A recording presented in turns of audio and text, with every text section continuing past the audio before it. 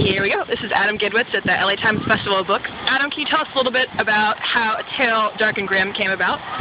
So I was a teacher, and I got a phone call from my school one day asking if I would be willing to be a substitute librarian for a day. And substitute librarian is like the best job that I can imagine, because you get to hang out with kids all day reading whatever you want to read to them, because it's all I want to do.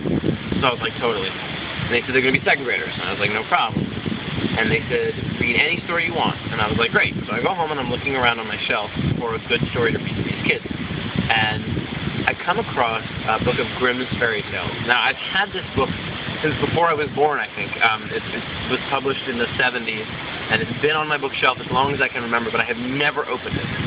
But I come across it, and I'm like, fairy tales. Those are perfect for little kids. So I open it up, and I start to read it. And I read a story called Faithfully Johanna. And in the story Faithfully Johanna, you may or may not know, that two children get their heads cut off by their parents. And I read it and I was like, huh, interesting. Can I read this to second graders? Will I get fired? And then I thought, let's find out. So I go in and I start to read it to second graders. And as I'm reading it to them, I'm like, I warn them when something really bloody is going to happen, or if I see them getting really tense, I'll like make a joke to help them relax. And I think I did a really good job. So I look up at the end and I look at all the kids' faces, and every kid has the same expression on his face in the class. Every single kid in the library looks exactly like this. And I was like, I'm fired. So I dismiss them. Some of them leave like crying. I think one little boy peed himself.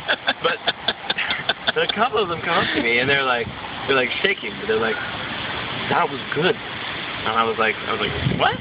And they were like, you should make that into a book. And I had already been working on another book, something that I was trying to do and had difficulty with, had been rejected by an agent already. And I thought, maybe I should. So I went home and I was thinking about how I could make it into a book, because it was already in a book, right? I mean, I didn't make up that story. That was normal.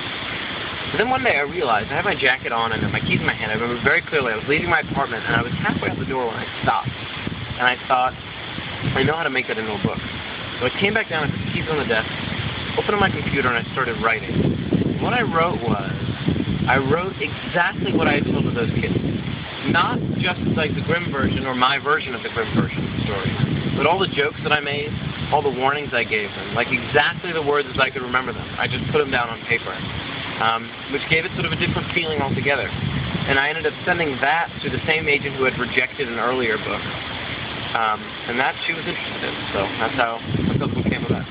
Now, did you ever hear anything back, any feedback from the principal, from parents about kind of your... So, to be perfectly honest, I knew that I wouldn't get fired, because our principal was a genius of a woman. She's about 4'5", tiny little woman. Has got this like blonde, silky hair, and she talks exactly like me. And her name is Gabe. And one day, my first year of teaching, I wanted to do, as a first-year teacher, you get to do like a mini curriculum of your own with kids. And I had second grade at the time. And I went into her office and I said, Gabe, I think I want to do Shakespeare with these kids. She said, that sounds lovely. And I said, well, I want to do a play with them, but I don't know what play would be appropriate. I mean, I don't want to do Midsummer, I think it's boring, or The Tempest. I don't want to do that. What should I do? And she thought about it and she said, what about King Lear? And I was like, really? She was like, yes, I think that would be a lovely choice. And I said, Gabe, I'm not sure that really is going to work for second graders. I don't know if those issues are really what they're thinking about so much, death and aging. So eventually we chose Twelfth Night, which was pretty awesome. So Gabe was awesome, and then I was fine. And in fact, she gets the first acknowledgement in the Tale Dark and Grim. She really acknowledged me. So you firmly believe, then, there's something healthy in traumatizing children at a young age? I do. I think trauma is important. Not trauma, really. The Grimm's fairy tales, though, as dark and frightening as they are, they have one thing in common which is crucial, which is that they all start once upon a time. And the kind of violence, the kind of fear that's in it, is not hyper-realistic. It's not even Hunger Games violence, which I would not read to second graders, period. But it's a magical violence that is the way it's told, the simplicity, and I try to echo that in my book, the way it's told, and the kinds of strange details, right? Like in the 3rd chapter of my book, the little girl cuts off her own finger and puts it in a door to open a door. And had somebody else, had some mean man cut off her finger for no good reason, just for sadism, it would not be appropriate. But because she had a chicken bone that she needed to use to open a door, and she loses the chicken bone, she cuts off her finger and puts it in the door, that sort of like weirdly symbolic action resonates on a totally different level with kids. And they both get gleeful at the blood, and they also, it resonates with them. They see it as symbolic even if they're not conscious of it. So that's why I think it's not only appropriate, I think it's crucial. I think these stories operate on a symbolic level that are crucial for these kids. So we're doing kids a disservice in a way with kind of the ultra-Disneyfication that's been going on, with the fanatization that's been going on. So you probably know Bruno Bettelheim, who's a theorist of fairy tale, psychologist from the 80s, 70s, 80s. Totally brilliant. Into the Woods, the Sondheim play, is based on Bettelheim's theories. And here's an excerpt from my website of his work. And he says that we do the greatest disservice to children by only reading them stories that are light and sunny, and only show the light and sunny side of life. Because those kids know that they are not all light and sunny, that they have angry feelings, and antisocial feelings, selfish feelings. And if we never show them stories in which characters and events are equally dark, ravenous like the wolf, or selfish, greedy like Hansel and Gretel, then they don't have the vindication. They feel like that the dark side of their personality, which we all have, is bad and wrong. And it stunts them. It makes them uneven people. And I wonder, we've seen kind of a growing trend both of fairy tales and of dystopian fiction, and kind of the darker fairy tales, darker stories overall. Is that a reflection of, the state of the world now, and people seem to be trending more in that direction? Do you think that really is the reason behind those trends? It could be. I mean, the thing is, so in fairy tales, the classic trope in the fairy tale, and it happens in just about every one, is the child goes into the forest, or into the woods, like Sondheim says, into the forest. And in the forest, he or she copes with terrible trials. Often, the trials reflect the problem at home in some way. So Hansel and Gretel, their parents run out of money and abandon them in the forest. And they get to a witch's house, which is made of food. So the reason they're abandoned is because the parents run out of food, and they get to a house made of food. And they have this strange and symbolic and not at all clear way. They deal with that problem, and they come home with riches in their arms. So the trope of this form of the fairy tale is you have a problem, you go into the woods, you solve your problem, and you come back and bring that solution with you. And when we talk about dark stories, I think one of the reasons that we're into them, we have a lot of problems at home right now.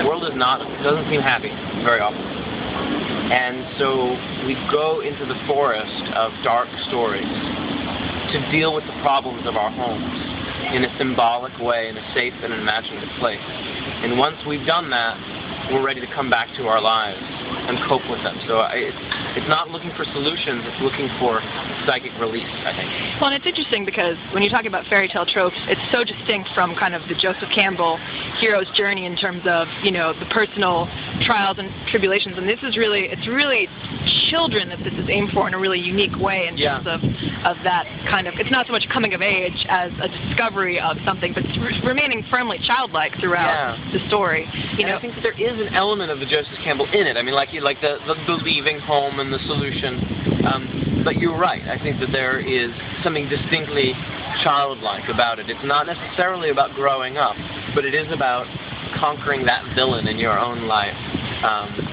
and getting horrible, bloody revenge against the man. The way that they kill the villains in Grimm is just unbelievable. I don't even know some of these.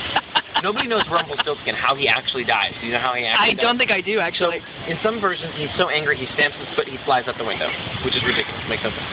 There's another version, he stamps his foot and he breaks into a million pieces. Also weird. People don't break. In the real Grimm version, he's so angry that she guesses his name that he stamps his foot and it buries it 3 feet in the ground. And then he grabs his other leg and he pulls up on it and rips himself in half. so like these kind of oh my gosh, imaginative and just revenges for the villains in the fairy tales are deeply satisfying to children as, you know, the justice that should happen to those who are bringing pain and fear to them, you know. So when the Grimm fairy tales that you're using as the basis for your book, you're going back really to the original, the darkest, bloodiest, gruesomest version you can find. Yeah, the ones that the Brothers Grimm collected, and they published many versions of them. And the translation that I really like is Ralph Mannheim. Not because he's the most scholarly. I'd probably say Jack Zipes is the most scholarly if you're looking for scholarly. And I have got that, and I use it for my reference. But Mannheim has this sort of really simple, clear style of speech, which is where I get my inspiration from. Now, do you have a favorite, a secret favorite out of all of them? I mean, I probably do. You're not supposed to choose favorites. Now, I mean, in some sense, my favorites were the ones that went into a tale dark and grim. But since they're already in it, they no longer feel like fairy tales. They feel like mine. So now I have new ones that are sort of forbidden and dark. My favorite fairy tale is called The Juniper Tree. And it is completely messed up. In fact, Maurice Sendak did a collection of Grimm's fairy tales in the 70s called The Juniper Tree, and illustrated them. Fantastic, beautiful. I think it's going out of print, so go buy it right now. Yeah.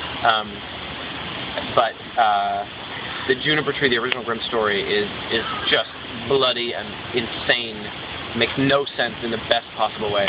And it's going to be hopefully the first chapter of my third Grimm book. Oh, so it didn't make it into the second. It was in the second, and then my editor said that it seemed to be taking away from the tone of the second one, so I'm taking that chapter, and I'm just going to move to the third. So I guess what did make it into the second book then? Well, the second is interesting because it's not just based on Grimm's fairy tales. It's based on a number of different traditions that I'm pulling together. So Hans Christian Andersen? Yes, Andersen is in there. Joseph Jacobs' English fairy tales, like Jack and the Beanstalk and Jack the Giant Killer. Okay. And also even some Mother Goose nursery rhymes are used in there, because the main characters of this book are not Hansel and Gretel. That's the whole first book is their whole story. This is a different book about two different kids named Jack and Jill. The fairy tales and sources that I use, another source that I use is Christina Rossetti's poem Goblin Market, which is an incredible, freaky, vivid, beautiful poem. In fact, Frank Stockton, I think his name is, story, The Tiger or the Lady, or The Lady yes, and the Tiger. I love that story. I love it too, so I rip on that too. That's fantastic. So I pull from a lot of different sources for this one. And I'm also, because I use Andersen and Stockton and Rossetti, I think of it as less in the folk fairy tale tradition and more in the artistic fairy tale tradition, which doesn't mean it's more artsy. It just means that I take more liberties because they come from single authors who are creating, generating stories and not collecting them.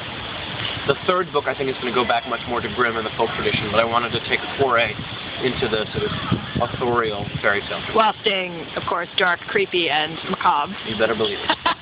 And when does that come out? Good luck to you and your children. Comes out September, hopefully September 27th. That's the date we've got, the release date we've got. And the cover has been released and is available, so if you haven't seen it, you got to post it. All right, last question. Yeah. Given there's been a Hollywood deluge of fairy tale retellings, movies, TV shows, as a consummate Grimm professional, are there any you like, don't like, can't stand, or looking forward to? So I actually stay away from all of them, because while I fully believe in stealing your ideas, I like to steal from the originals, and I don't want to steal from them. So I've heard really good things about some of them, but I don't want to know. I want to interact with the stories personally, and then filter. What the whole book is about is, everybody probably knows, is taking those stories and filtering them through my own experience and my own emotional world. And so I want to do that unvitiated by other sources, other interpretations. Makes sense. So, there is a Jack and the Giant Killer movie coming out, I think, next year. Really? Yep. Hopefully Brian Singer. Cross-promotional stuff. Never hurts. Never hurts. All right. Thanks so much, Adam. My pleasure. Thank you.